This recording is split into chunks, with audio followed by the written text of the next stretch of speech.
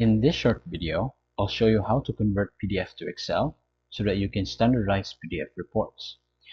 First, go ahead and open your Excel and go to Data, right here, the Data tab, and go ahead and press Get Data.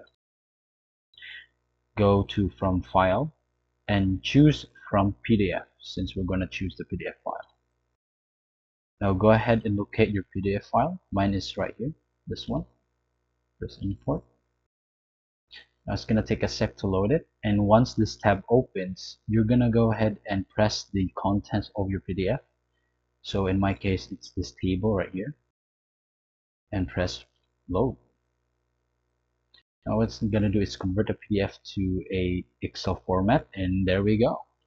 As for me, this is the PDF file converted into a Excel one.